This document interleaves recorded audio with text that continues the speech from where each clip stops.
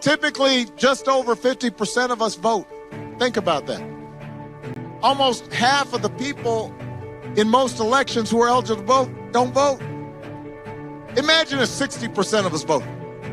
Imagine if 70% of us voted.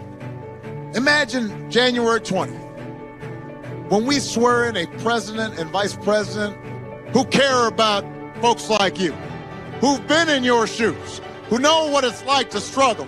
And I'm asking you to remember that it's possible. I want you to remember what this country can be. We got to vote up and down the ticket like never before. We've got to leave no doubt about who we are and what this country stands for. But you can't just imagine a better future. You can't just wish for it. You've got to fight for it.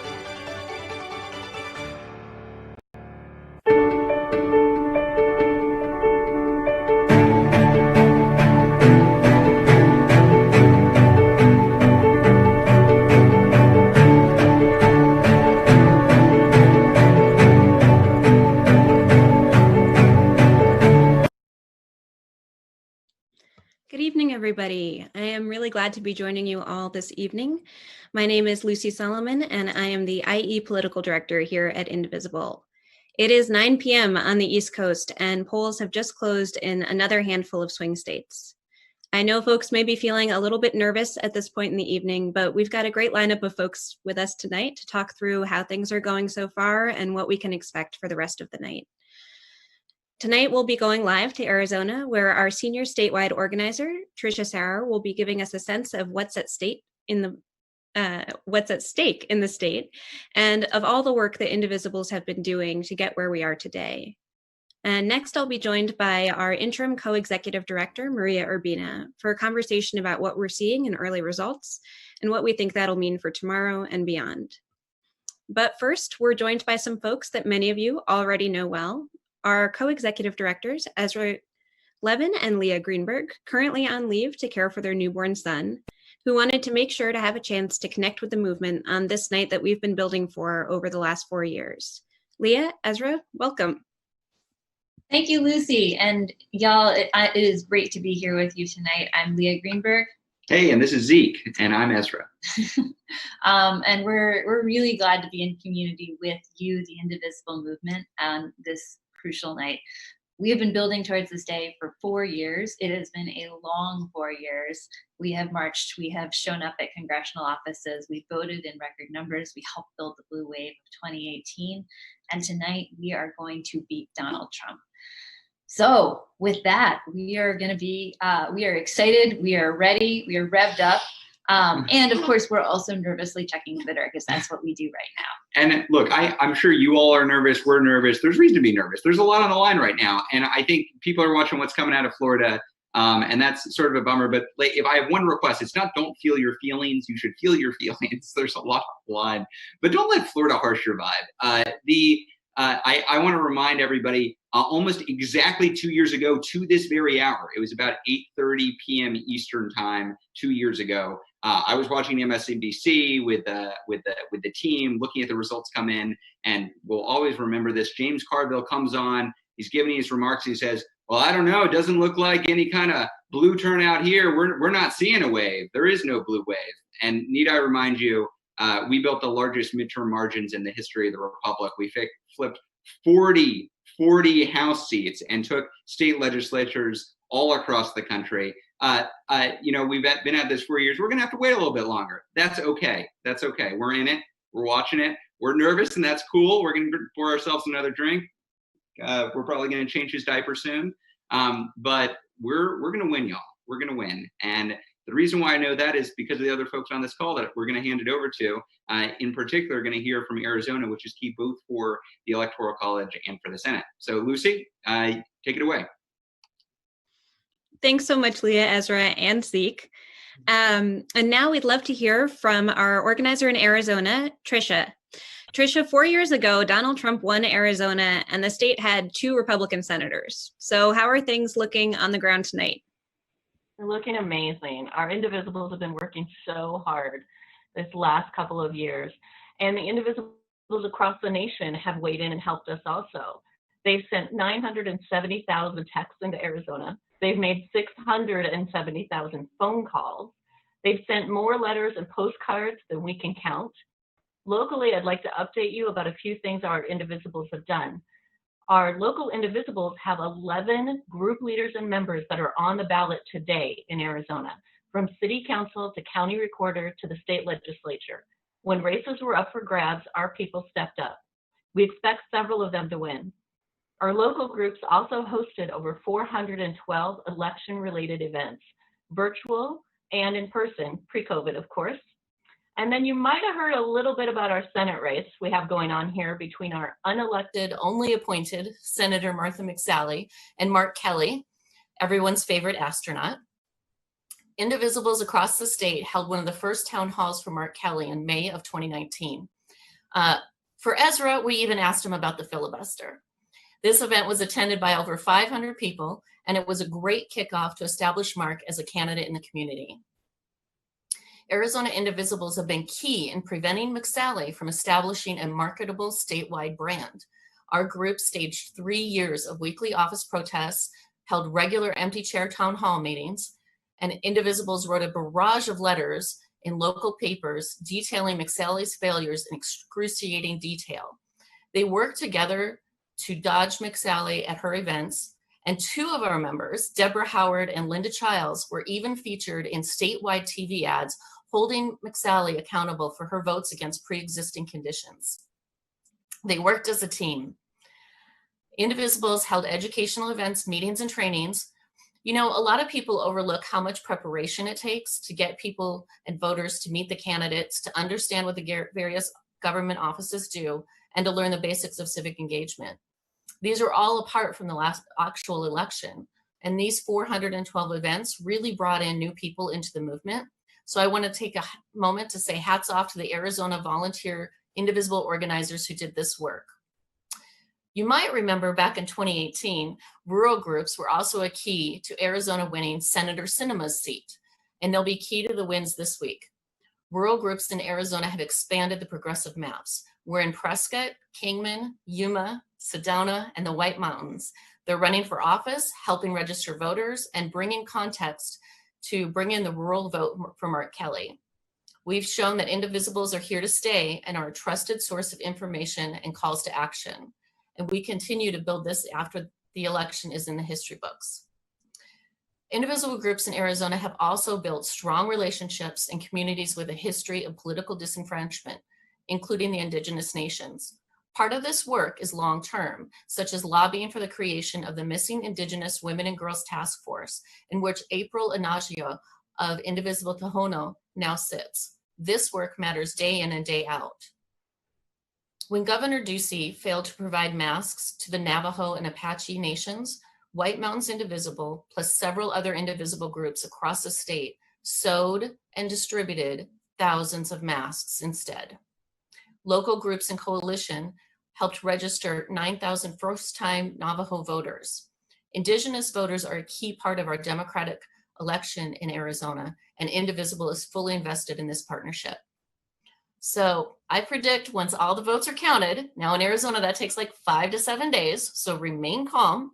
Arizona will have a new senator, and also our state House of Representatives will flip and will break the Republican trifecta we have. So in short, you're about to see some big wins in Arizona. Thanks to all the Indivisibles across the nation who've helped us. Back to you, Lucy. Thanks so much, Tricia, both for the update out of Arizona and for all the work that you and Indivisibles across Arizona have done over the last 4 years.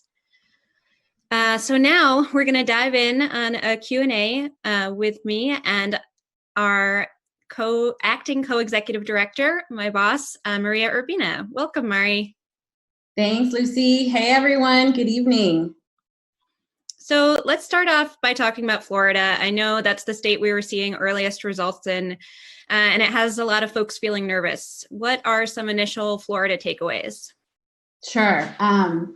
So one, I want to start by saying we should be really mindful of drawing any deep conclusions when precinct level data hasn't been really looked at or compared to previous years. So just like a best practice for tonight is just remembering that some of what we're seeing might be data that's incomplete it also might not be capturing all the nuance that we want to capture when we look at a place like Florida. And the reason I mention that, and it's not to duck the question, but as movement leaders, we also want to be mindful of not pitting anyone in our coalition against each other, or sort of trying to create false choices around voters and their election night turnout. And so I just want to name that to begin with, I think, as we begin this conversation.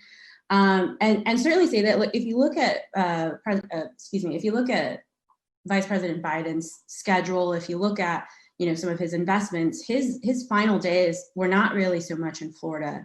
And so in many ways, I think this Florida outcome tonight perhaps isn't too surprising when you look at the way Florida has gone back and forth over the last several years.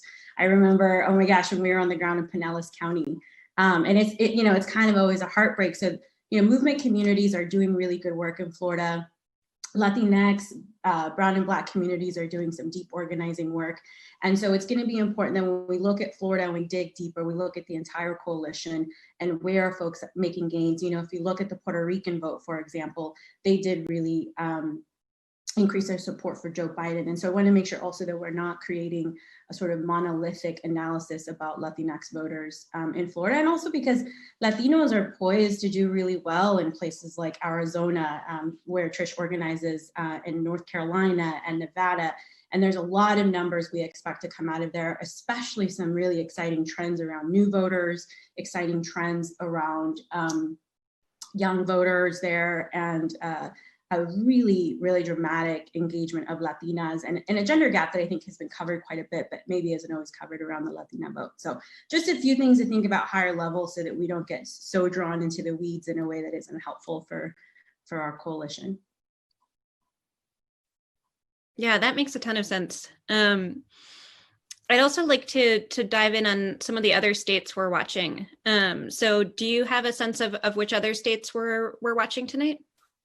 Yeah, we love, right, at Indivisible, we love our payback states. We love anywhere where we can get that path to 270, right? Tonight, we got to remember there are a lot of paths. There's a wide path. We've always talked about making sure that we are being competitive everywhere. I think that's what's been really exciting about organizing with our Indivisible movement over the last almost 4 years, is that folks are doing the work in rural areas and suburban areas and in metropolitan areas. And so I'm really excited to see how North Carolina shapes up. Obviously, we want to make sure Arizona looks really strong. That would be a huge get for the Senate and the presidency. And I'm also really excited, of course, of the so-called blue wall up north. So still a lot of states to watch. And I'm from Nevada, so I always got to give Nevada a shout out, even though they have increasingly sort of faded in some ways. And also, there have been some late pickup in the summer that perhaps there wasn't enough work there, but it's looking pretty good after all. What about you? What states are you tracking? Yeah, I definitely agree with everything you've said so far. I think, when we were thinking about this as a team, when we were prepping for this, I think we were saying, okay, the earliest path to victory for Biden, like the one where we can sort of call it a night and have a glass of bourbon, would be if Biden had won easily in Florida. Like that would have been like, gravy.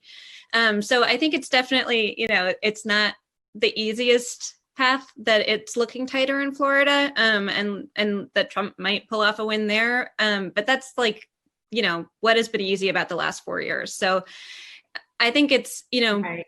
It's indicative that we might expect a longer night. I think we feel pretty good that we'll get results in North Carolina, in Ohio, and maybe even in Arizona tonight. And I think initially we'd been thinking it would take a lot longer to get results out of Michigan, but I guess it's looking like we may actually get election night results in Michigan too, which would be a huge deal.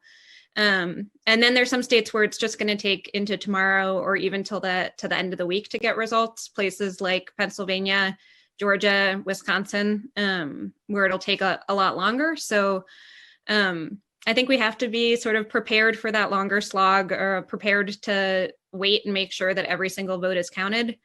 And I definitely feel confident about that blue wall, the places where Biden had that 5+ point lead heading into election night, Michigan, Wisconsin, Pennsylvania. But I also think, things are looking pretty good early in North Carolina. We don't have any of the votes out of Fulton County in Georgia. So there's still a pretty broad map at this point. That's right, Lucy. And, we probably didn't mention it at the top, so we can cover it here, but, obviously Texas would be a huge get. It's just like it's massive, massive turf. Folks on the ground there have been building and organizing there for quite some time. But Texas also has been a really exciting state to support and cover and just see the historic turnout that folks are putting up. So why don't we dig in a little bit about what we've learned so far from early returns, or any interesting nuggets that you're pulling out from early returns? Yeah, I think, it definitely is still early. We still have a bunch of states that either just closed or are still yet to close. So we don't know the full scope of things yet.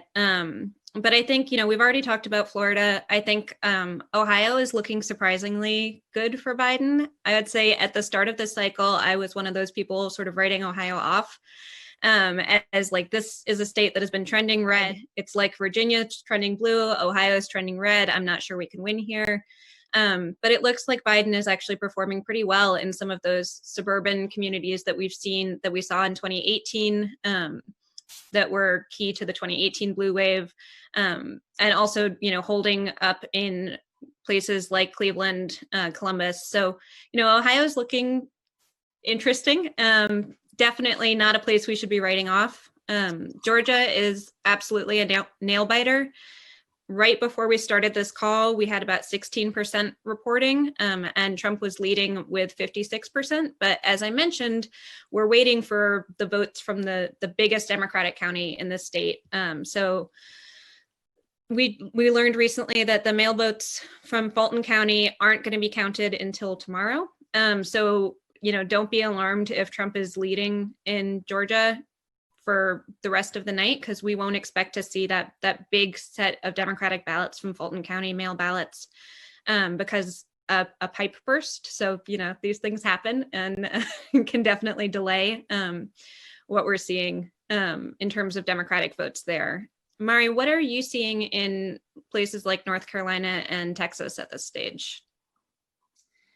Yeah, so, I have been hearing from folks who are organizing in both places, and overall, I think what has been so exciting. Do you remember last cycle when we endorsed Shri Kulkarni, and just like, we're so excited. I think this is Texas 22. And we're just like so excited to lift up not only what a stellar campaign he was running that was reaching out to a multiracial coalition in the suburbs, right? Sometimes when folks talk about the suburbs, they don't remember that some of these suburbs, they should not be synonymous for white voters, that they're in fact diversifying quite a bit, especially in the suburbs of Houston and Austin. And so I'm just really excited to be following races like Shri's, and really proud, especially for our movement, to have invested last cycle in a district like Shreve's, and to be part of building this long-term power. And so Texas continues to be exciting to me for that reason. I also am really proud of all the youth organizing that's happening in some of these states, where you're seeing a ton of new voters coming out to vote. You're seeing a ton of young voters. And when you think about, for example, the Latinx vote, one of the key parts of the Latinx vote is that it is very young. And so when you're seeing some of these patterns correlate, it looks good, not just for election night, but it looks good as you look ahead to build power, and also as you think about some of those down ballot wins. So excited there. Funny little anecdote about Ohio. My partner spent part of 2016 in Youngstown, Ohio. And so I went to go visit him at that time, and just to remember what a different environment we were in, and how hard it was to compete, and what a contrast it's been, and a reminder that voters are really speaking out for how do we change the conditions that are real today for Americans, and really demanding a contrast and demanding that we show up for each other. So I'm just like overall really excited about what these gains mean, and how folks are going to be demanding that we're doing more for our democracy. So yeah, that was a great point on Texas too, bringing up Shri Kulkarni's race. There are so many candidates who ran in 2018 got pretty close in Texas, and they're running again this cycle. One thing we haven't had a chance to really dive in on at all is talking about the House. And one thing that I would definitely say is I feel very confident that we will keep our majority in the House. And I think looking at places in Texas, looking at candidates like Sri Kulkarni, Mike Siegel, Julie Oliver, folks who ran really strong campaigns in 2018 and are back at it again, really does give me hope for turning Texas blue, certainly over the long run. But this is how you do it. You have candidates who are really running on their values, who are deeply invested in their communities, and are prepared to show up not just one time, but show up again and again until they get over the finish line, like we expect some of these folks to do tonight. That's right. Well, Lucy, we touched on the path to 270. We've talked a bit about expanding the majority in the House and all the good work that's happening to do that. Do you want to share a little more about what Indivisibles are doing to help flip the Senate? Yeah, we have a really broad Senate map, as I think a ton of folks know.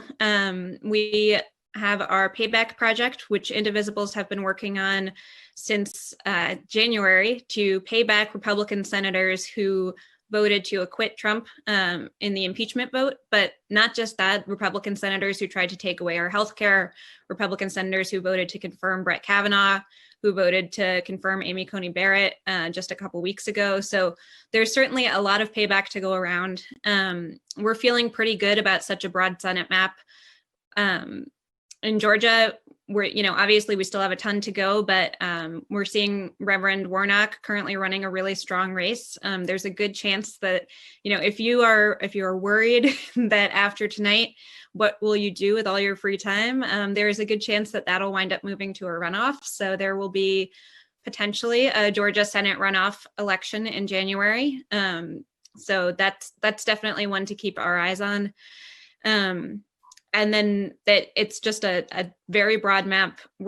Some of the earliest places we might be looking at victories would be some of the places where polls just closed. I know former Governor Hickenlooper is running really strong in Colorado, so we're feeling great about his chances of taking on Cory Gardner. And as Tricia mentioned, Mark Kelly is putting up a really good fight in Arizona, and I'm willing to put money on Tricia's bet that he will be the next senator out of Arizona as well. Yes. So, as a former Senate staffer during the time that Leader Reed was there, really, really proud of the work of Indivisibles and movements across our country and throughout different communities, and the work they're doing to really, we are competing everywhere, folks. And I'm just really proud of that. And, hopefully we'll have a Leader Schumer to be partnering with, and a Democratic president and an expanded House to really leverage our power.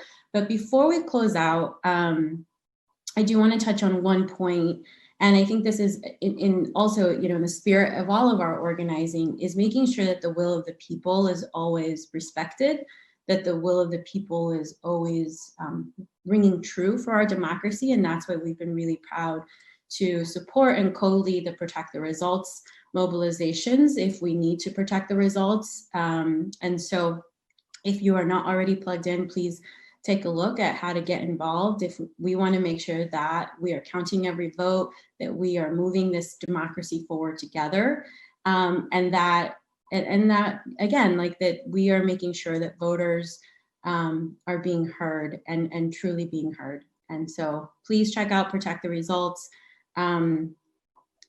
This is not in my talkers, but I just want to express, because this is my style of leadership, just a tremendous amount of gratitude to our Indivisible community.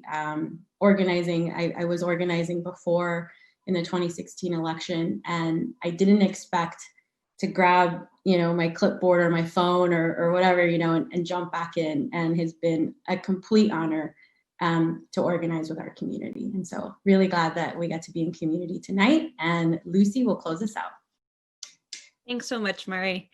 And thanks, Leah, Ezra, and Tricia for joining us as well as everyone at home. I know we might be in for a long night or a long couple days, but it has been a long 4 years. And so I believe in us and that we can hang on for another few days or hours.